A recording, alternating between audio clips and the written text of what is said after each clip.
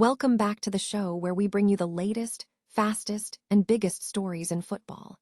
First up, Matt O'Reilly is making waves after his time at Marseille, and he is now signaling he is ready to be a major player in Albion's push for European football. He is feeling sharper than ever, energized by those hostile crowds, and he is dead set on proving he has the right stuff to help Brighton climb the table. Your brand new iPhone deserves the best protection, and the iLume 3-pack screen protector plus 3-pack camera lens protector has you covered. Don't take risks with your iPhone. Click the link in the video description to shop now on Amazon. Next, we have to talk about Bruno Fernandes, who is currently lighting it up at Manchester United.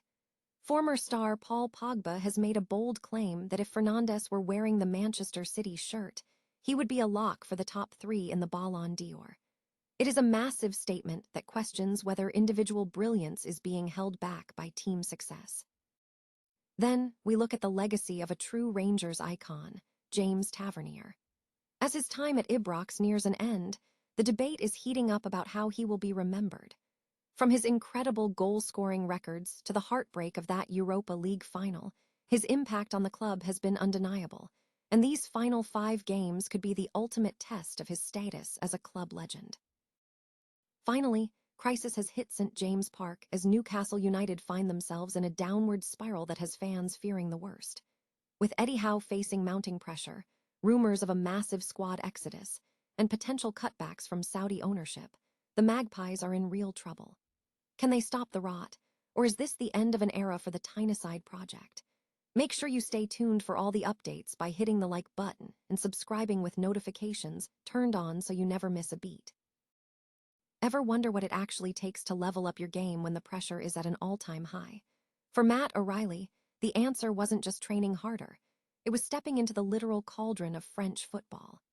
After a whirlwind stint at Marseille that pushed him to his mental and physical limits, the Danish midfielder is back at Brighton, and he is hungrier than ever to help the Seagulls chase that dream of European football.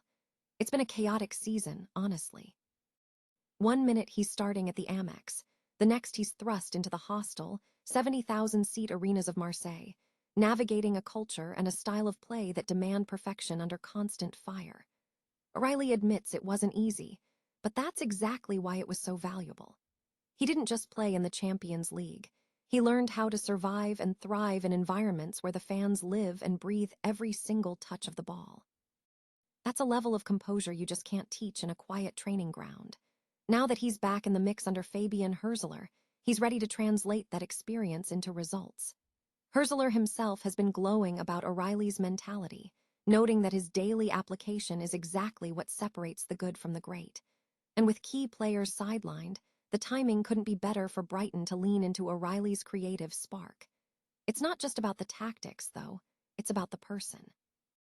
We even caught him recently giving back, working with the Albion Foundation to inspire kids at Hangleton Primary. It's refreshing to see a player balance the grind of the Premier League with a genuine commitment to his community. So, the question remains, can O'Reilly be the missing piece that pushes Brighton over the edge and into Europe this season? I think the signs are all there, but I want to hear from you. What do you think of his return to the squad? Drop a comment below, and don't forget to hit that like button if you're rooting for the Seagulls this year. Sometimes, the toughest detours are exactly what you need to reach your final destination. Ever wondered if a player's greatness is being stifled by the jersey they wear? It is the age-old question. Is Bruno Fernandes a Ballon d'Or contender in the wrong zip code? Paul Pogba recently stirred the pot on Bruno Fernandes' podcast, making a bold claim that stopped everyone in their tracks.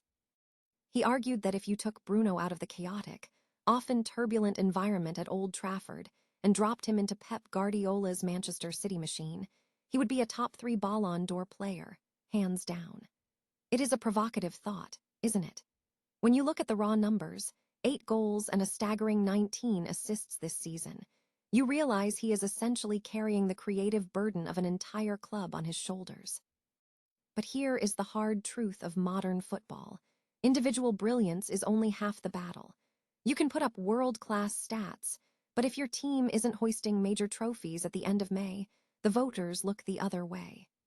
Pogba hit the nail on the head when he admitted that football is a harsh business where winning defines your legacy. Since joining in 2020, Bruno has only snagged 2 trophies, and despite his consistent brilliance, he has only cracked the 30-man Ballon d'Or shortlist once. While his recent shift to a more advanced role under interim leadership has seen him thrive, one has to wonder, will Bruno ever get the recognition he truly deserves while he is still fighting uphill battles? It begs the question, does talent alone trump team success in the eyes of voters, or is Bruno simply a victim of his own loyalty? Let me know what you think in the comments below. Is it the system or the surroundings holding him back? And if you enjoyed this deep dive into the politics of the pitch, hit that subscribe button for more football takes that go beyond the headlines. Is James Tavernier the most misunderstood figure in modern Rangers history? As the Ibrox captain prepares for his final bow, we find ourselves debating a legacy that is as complex as it is prolific. Joshua Barry, editor of the Rangers Review, puts it best. Tavernier has spent years lifting his team far more often than he has dragged it down. It is a nuanced take on a man who has become the lightning rod for everything good and bad at the club. Think about the weight on his shoulders. For years, Rangers leaned on him so heavily that it was almost unfair. Yet through the highs and the lows, Tavernier never once hid from the pressure. He took the criticism on the chin, week in and week out. His defining moment? Without a doubt, that 2022 Europa League run. It was nothing short of heroic. Imagine a right-back finding the net in almost every single round, pushing his side to the brink of European glory. Even when the penalty shootout heartbreak hit, you couldn't help but feel he deserved a trophy that would have cemented his place among the legends. But let's be honest, it hasn't exactly been an era of dominance for Rangers.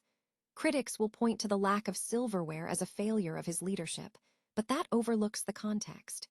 He joined when the club was in a much darker place, playing away at grounds like Alloa, far from the European stage. He grew alongside the club, and he endured the growing pains of a massive rebuild.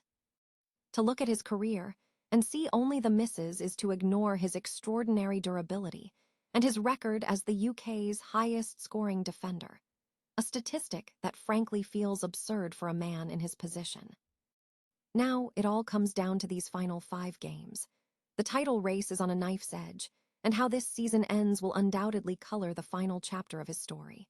If he leads them to the title, it's a fairy tale finish. If not, the debate will rage on for years. But time has a funny way of shifting perspective. Once the noise dies down, history will likely remember the 55th title and the sheer, relentless consistency he brought to a squad that often lacked it. What do you think? Has Tavernier been the unsung hero of a difficult era, or has his time at the top simply run its course? Drop a comment below with your take, and don't forget to hit that subscribe button for more deep dives into the legends of the game. In the end, greatness isn't always about being perfect. Sometimes, it's about being the one person who refused to stop trying. Is the dream at St. James Park turning into a nightmare? Just a short time ago, Newcastle United was the rising power of English football, celebrating a major trophy and securing Champions League football. But today, the Magpies are in freefall, hovering closer to the relegation zone than the top of the table. With 8 defeats in their last 11 games and a demoralizing exit from Europe, the atmosphere on Tyneside has shifted from optimistic to downright toxic. At the center of this storm is Eddie Howe. For years, he was the untouchable architect of Newcastle's revival, but the boos ringing out after their latest loss to Bournemouth tell a different story. Even club legend Alan Shearer is questioning if Howe has the fight left to rebuild this project. While Howe insists his passion remains, his post-match press conferences have become a cycle of repeating the same frustrations about systemic failures. Is it just a rough patch, or is this the inevitable end of a cycle? The problems go beyond the dugout. Last summer's £180 million recruitment drive has been an unmitigated disaster, with big money signings like Nick Woltemade and Yoan Wissa failing to fill the void left by Alexander Isak. Now, reports suggest a mass exodus is looming, with stars like Bruno Guimaraes, Sandro Tonali, and Anthony Gordon potentially heading for the exit door. Add to that the growing uncertainty over the club's ownership. With the Saudi PIF tightening the purse strings and reassessing their global investments, the financial security that once seemed limitless is suddenly being called into question. Whether it's to balance the books or simply a necessary purge, Newcastle is heading into a summer of massive uncertainty. The question for every Geordie now is, who will be left to lead them when the dust finally settles?